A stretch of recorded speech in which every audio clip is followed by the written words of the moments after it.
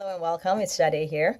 Today we've been asked to go over the issue of closing on the sale of a house when the house was obtained while a couple was married, but the loan is only under one party's name.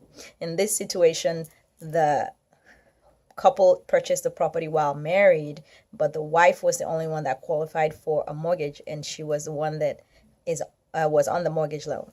The husband signed the deed pro forma, which is kind of like an informal, as a courtesy thing that title companies do and mortgage lenders do to make sure that both spouses are in the loop when something like that is happening. And the reason they do that is that's a huge purchase in the state of Texas, being a community property state. Anything that is acquired during the marriage is presumed to be joint property or community property. So the husband signed the deed not because he was obligated on the loan, but just because he was married to that woman. Now, at the time that they were attempting to do the sale, he was left out of everything. The wife handled everything until the very end when the title company said, well, husband has to be at the closing. And he thought, oh, what are my rights? And this is why they sent us a question so that we're answering that in this video. His rights in Texas are just what I said. As community property state, he is entitled to 50%, usually 50% presumably, unless there's a side agreement that I don't know about or a prenup of some sort. So he's entitled to 50% of the profits from that sale.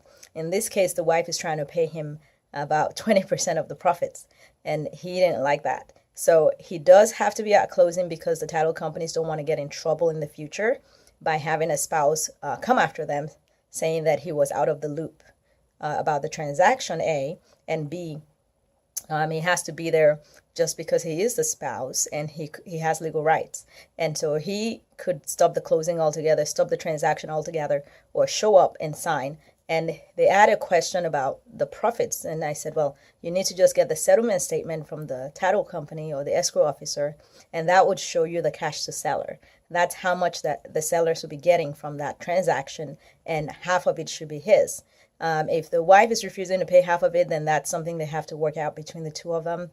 However, the title company is actually able to cut two different checks, especially if the couple is separated right now. So ask the title company to cut two different checks out, one made out to the wife and one made out to the husband for 50% of the cash to sellers. So that's our quick answer for you today. And I hope this has been helpful. Until next time, have a great weekend and we'll talk to you then. Send us any questions you have and we'll do a video on those.